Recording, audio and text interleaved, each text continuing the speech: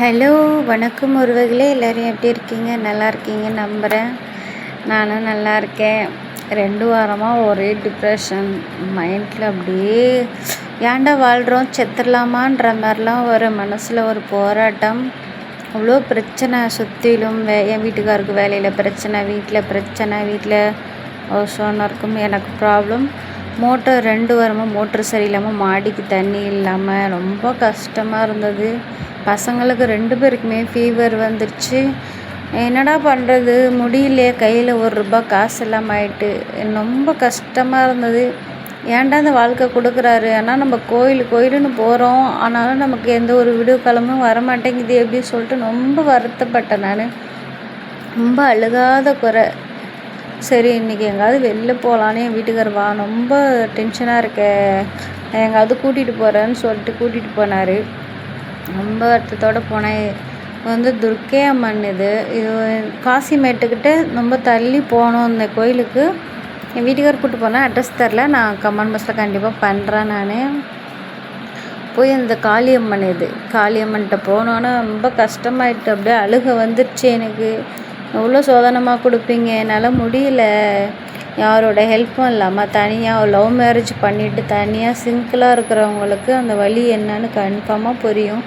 அப்பா அம்மா ஹெல்ப்பும் இல்லை, மாமியார் வீட்லேயும் ஹெல்ப் இல்லை, நம்ம தனியாக இருக்கோம், பசங்களை பார்க்கணும், வீடும் சொந்த வீடு இல்லை, வாடகை வீடுன்ற போது எவ்வளோ பிரச்சனை நம்ம சமாளிக்கணும். இதெல்லாம் நிறையவே இருக்குது. இதெல்லாம் சமாளிக்கும் போது தான் நமக்கு தெரியணும். ரொம்ப வருத்தமாக இருந்துச்சு. எப்போ நமக்கான விடிவு காலம் வரப்போதோ தெரியலையே அப்படின்ட்டு இருந்தேன் நான். அப்புறம் தான் சரி கோயிலுக்கு போனான். கோயில் பூட்டி தான் இருந்தது. எப்படின்னா உள்ள கதவெல்லாம் சாத்தியிருந்துச்சு, வெளியில் திறந்துருந்தது. ஏன்னா ஒருத்தர் தாத்தா வயசானவர் க்ளீன் பண்ணிகிட்டு இருந்தார். அவர் தான், நீங்கள் போய் பாருங்கம்மா, ரொம்ப தூரத்துலேருந்து வந்திருக்கீங்க, போய் பாருங்கம்மானா. நாங்கள் உள்ளே போனோன்னே இன்னும் ஒரு 4-5 பேர் வந்துட்டாங்க கோயிலுக்கு. அவங்களும் கோயிலில் உட்காந்து சுற்றி சாமி கும்பிட்டுட்டு போயிட்டாங்க. கோயில் நல்லா பெருசாக இருக்குது. அங்காளம்மனும் முனீஸ்வரரும் இருக்காங்க கருவறையில். அண்ணனும் தங்கச்சியும் இருக்காங்க. நல்லபடியாக சாமி பார்த்துட்டு, உள்ளே சாமியை பார்க்க முடியல, ஆனால் அம்மா இருக்கிற கோயிலை பார்க்காம போக முடியுமா? வெளில சிலையே வச்சுருக்காங்க. அதனால் வெளில அவரை பார்த்தா என்ன, உள்ளே இருக்கிறவங்கள பார்த்தா என்ன, நல்லபடியாக நவகிரகம் எல்லா சாமியும் உள்ளே இருக்குது. பிள்ளையார்லேருந்து, துர்க்கை அம்மன்லேருந்து, முருகர்லேருந்து, பெருமாள்லேருந்து எல்லா சாமியும் உள்ளே இருக்குது. இந்த கோயிலுக்கு போனீங்கன்னா அத்தனை தெய்வத்தையும் நீங்கள் பார்த்துலாம். நவகிரகம் எல்லாமே இருக்குது. பெரிய அருவா பாருங்கள், செம பெருசாக இருக்குது. பார்த்தனே ஆச்சரியமிச்சு. பக்கத்தில் நின்று நல்லா சாமி கும்பிட்டுட்டு வீடியோ எடுத்துகிட்டு வந்தோம். நாகாத்தம்மன் எல்லாமே இருக்குது. இது பார்த்திங்கன்னா பூச்சி ஐயா, இந்த கேள்விப்பட்டதே இல்லை நான். இருந்தாலும் ஒரு பிடிச்சிருந்துச்சு, அழகாக இருக்காரா. பார்த்துட்டு சாமி கும்பிட்டுட்டு வெளியில் வந்தோம். அங்கே பாருங்கள், ஆஞ்சநேயர் எவ்வளோ பெரிய சிலை பார்த்திங்களா. பக்கத்தில் அங்காளம்மன் காளி ஸ்ரபினின்னு சொல்லுவாங்க.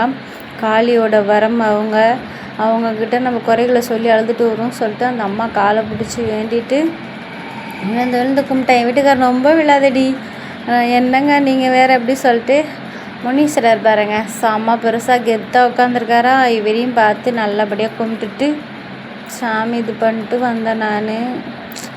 ரொம்ப எனக்கு ஒரு இதாக இருந்துச்சு, கவலையாகவும் இருந்தது. என்னங்க பண்ணுறது, மனசில் கஷ்டம் இருக்கும்போதே நான் ரொம்ப தாங்க முடியாத பிரச்சனைக்கு யார்கிட்டையும் சொல்ல முடியாது, வீட்லேயும் சொல்ல முடியாது. அம்மா வருத்தப்படுவாங்க. அதனால் நான் யார்கிட்டையும் சொல்ல மாட்டேன், எனக்குள்ளே வச்சுட்டு வேதனையாக இருப்பேன். அப்படியே கோயிலுக்கு எங்காவது போயிடுவேன் நான். அப்படி இருக்கும்போது கொஞ்சம் மனசு நிம்மதியாக இருக்கும். சாமி கும்பிட்டுட்டு நல்லபடியாக வந்தாச்சு. வீட்டுக்கு வந்தோடனே நான் 2 வாரமாக மோட்ரு பிரச்சனை இருந்துச்சு. 3 பேர்கிட்ட பார்த்துட்டாங்க, சரி பண்ண முடியல. அந்த கோயிலுக்கு போயிட்டு வந்தோடனே வீட்டுக்கு வரேன், மோட்ரு சரி பண்ணிட்டேம்மான்னு ஹவுஸ் ஓனர் சொல்லும்போது எனக்கு அவ்வளோ ஒரு மனசு திருப்தியாக இருந்துச்சு. இவ்வளோ தூரம் நாங்கள் ட்ராவல் பண்ணி போய் கும்பிட்டுட்டு வந்ததுக்கு ஒரு பலனாக எனக்கு நல்லது நடந்திருக்கு. கண்டிப்பாக அவருக்கு, சாமிக்கு ஒரு பெரிய நன்றி, பெரிய ஒரு நன்றி சொல்லுவேன். ஆனால் நான் ஃபஸ்ட் டைம் போகிறேன், இவ்வளோ தூரம் ஒரு சாமியை பார்த்துட்டு வர நம்பிக்கையோடு. அது நடக்குதுங்கும் போது எனக்கு அவ்வளோ ஒரு சந்தோஷமாக இருந்தது. இது என் வீட்டுக்காரு, அவரும் சாமி கும்பிட்டாரு. எல்லாமே முடிச்சுட்டு நாங்கள் வீட்டுக்கு வந்துட்டோம். வீடியோ பிடிச்சிருந்தா லைக் அண்ட் ஷேர் பண்ணுங்கள். தேங்க்யூ.